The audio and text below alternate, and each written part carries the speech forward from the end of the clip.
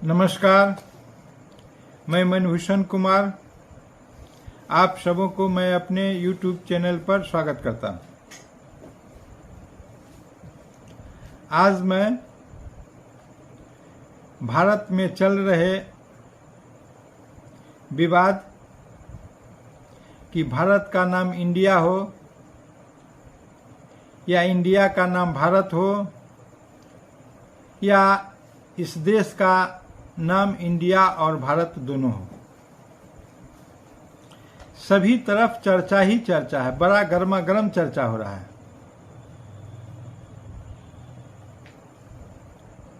आज हम उसकी वास्तविक स्थिति को बताना चाहेंगे। आखिर यह चर्चा में क्यों आया? चर्चा में आने का मूल कारण यह हुआ कि भारत के वर्तमान राष्ट्रपति श्रीमती द्रौपदी मुर्मू ने G20 के लिए जो आमंत्रण पत्र भेजा है मुख्यमंत्रियों को, उस आमंत्रण पत्र में गवर्नमेंट ऑफ भारत लिखा है। आज तक जब भी आमंत्रण पत्र या इस प्रकार के पत्र निर्गत होते थे तो वहां गवर्नमेंट ऑफ इंडिया लिखा जाता था, और इससे चर्चा बहुत तेज हो गई कि भारत के संविधान में ऐसा लगता है कि अब इस विषय को संशोधित कर दिया जाएगा। आखिर यह क्या है? वह इंडिया जो भारत है, राज्यों का एक संघ होगा, इस पर चर्चा होना है, जो भारत के संविधान के अनुच्छेद 1 में वर्णित है। आखिर ये कहां से आया? इसकी उत्पत्ति कहां से हुई? तो कहा जाता है कि भारत के संविधान के निर्माता विश्व विख्यात विधि के ज्ञाता, विदेश से विधि में डॉक्टरेट की उपाधि प्राप्त करने वाले, आजादी से पहले भारत के सबसे विद्वान बाबा साहेब भीमराव अंबेडकर की कमेटी ने यह अनुशंसा किया कि भारत के अनुच्छेद 1 में इंडिया जो भारत है, राज्यों का संघ होगा, को जोड़ा जाए।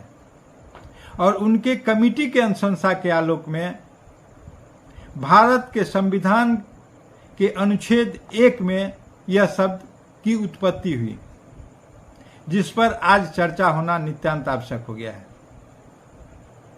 आखिर ऐसा क्या हो गया कि बाबा साहेब भीमराव अंबेडकर के द्वारा रचित और उनके कमेटी के द्वारा उद्धृत शब्द, अनुशंसित शब्द को हटाने का नौबत आ गया। एक तरफ सभी राजनीतिक दल बाबा साहेब भीमराव अंबेडकर के नाम को शरबत बनाकर पीती है, लेकिन उनके द्वारा अनुशंसित उनके विचार जो संविधान में वर्णित हैं, उसको हटाना चाहती है।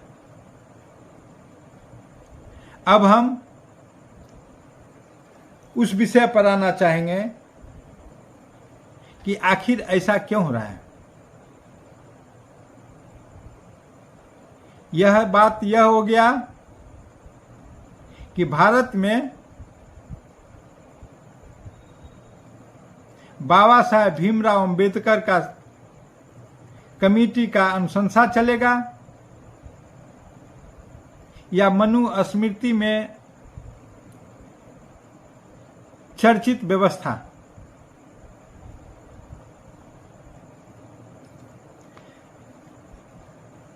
भारत के संविधान में बहस के दौरान 17 सितंबर 1949 को संघ का नाम और क्षेत्र खंड की चर्चा के लिए संविधान सभा में प्रस्ताव पेश हुआ था।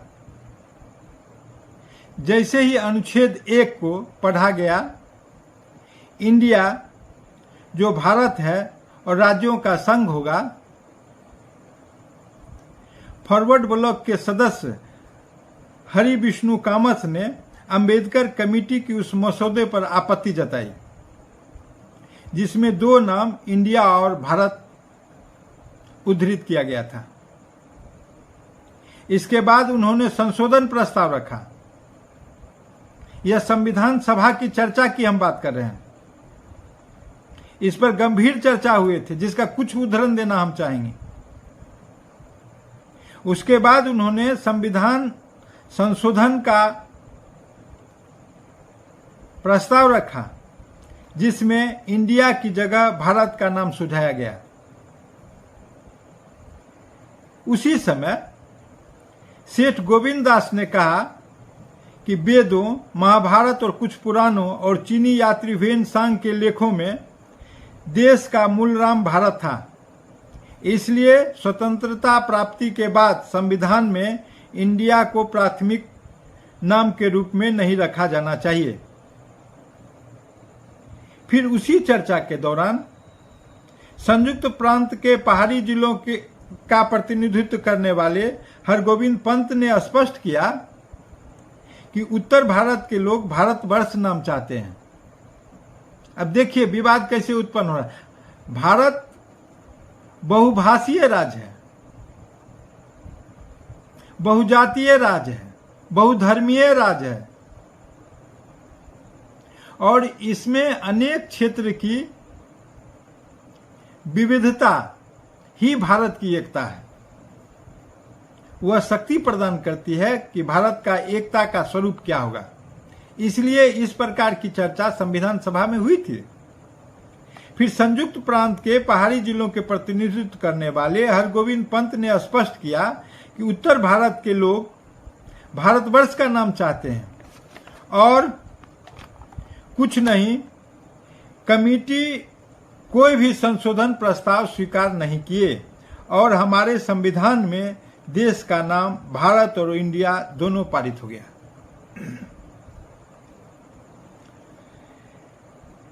यह है भारत के संवैधानिक स्थिति।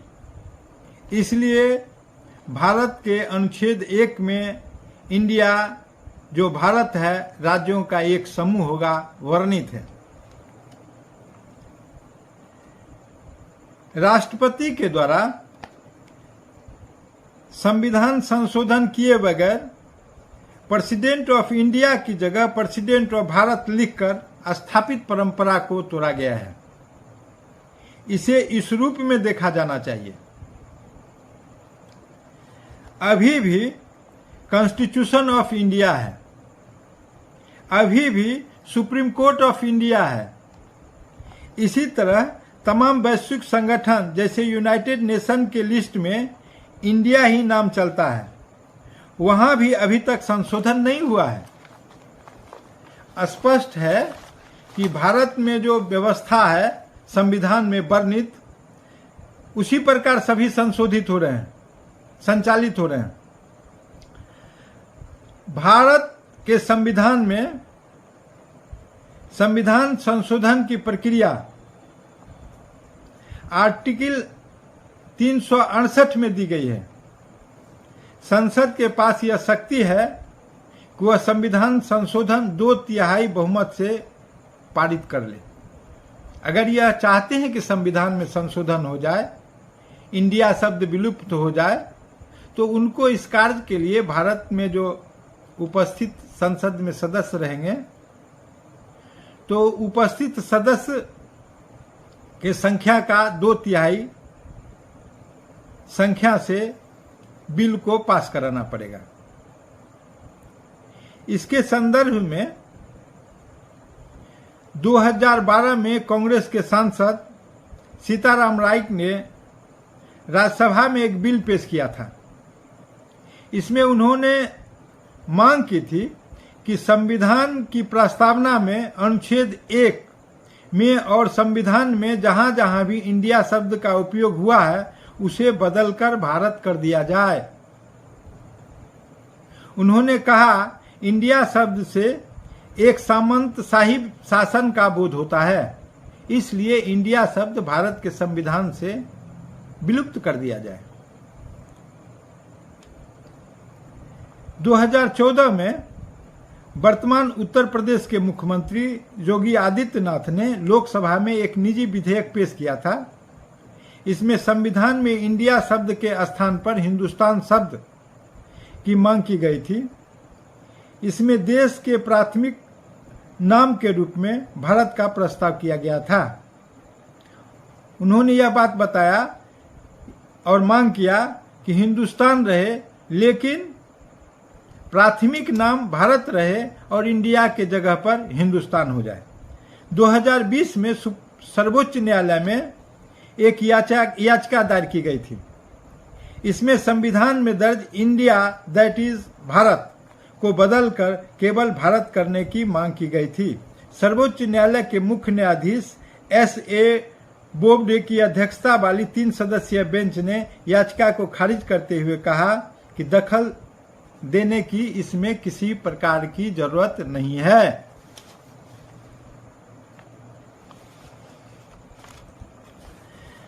तो इस प्रकार भारत के संवैधानिक स्थिति स्पष्ट हो गया। अब प्रश्न उठता है कि इंडिया जो शब्द है उसकी उत्पत्ति कहां से हुई। इतिहासकार इयान जे बैरो ने अपने article from Hindustan to India names changing names में लिखा, 18वीं शताब्दी के मध्यकाल से इसके अंत तक दुनिया के दूसरे हिस्सों में हिंदुस्तान शब्द का इस्तेमाल अक्सर मुगल सम्राट के शासनकाल वाले क्षेत्रों के लिए किया जाता था। 19वीं सदी में अंग्रेजों ने इंडिया शब्द का बड़े पैमाने पर इस्तेमाल शुरू कर दिया। इस प्रकार इंडिया का प्रचलन आरंभ हो गया। अब भारत खंड की जो उत्पत्ति है, भारत शब्द की जो उत्पत्ति है, उस पर थोड़ा सा प्रकाश डालना आवश्यक होता है कि आखिर भारत शब्द जो आज नाम है ये कहां से आया है। पौराणिक काल में भारत के नाम के कई संदर्भ मिलते हैं। एक, राजा दशरथ के पुत्र भरत। दूसरा, नाट्य शास्त्र के रचयिता भरत मुनि। तीसरा, पुरुवंश के राजा दुष्यंत और शकुंतला के बेटे भरत, जो महाभारत में भारत के 16 श्रेष्ठ राजाओं में गिना जाता था। भारत को एक चक्रवर्ती राजा यानी चारों दिशाओं में जिताने वाला राजा कहा जाता था। चौथा, मत्स्य पुराण में मनु को भरत कहा गया है। मनु को प्रजा को जन्म देने वाला और उसका भरण पोषण करने के कारण भरत कहा गया,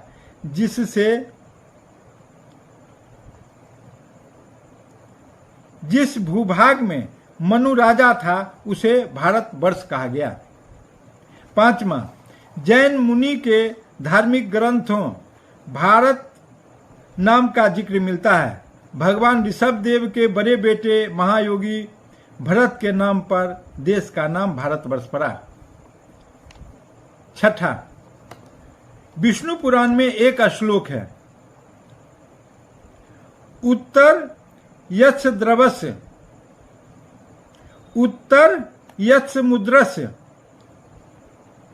हिताद्रेश्चैव दक्षिणम वर्ष तत् भारतम नाम भारती यत्र संतति। यानी जो समुद्र के उत्तर वह हिमालय के दक्षिण में है वह भारत वर्ष है और हम उसकी संतान हैं। इस प्रकार भारत की स्थिति स्पष्ट हो जाता है।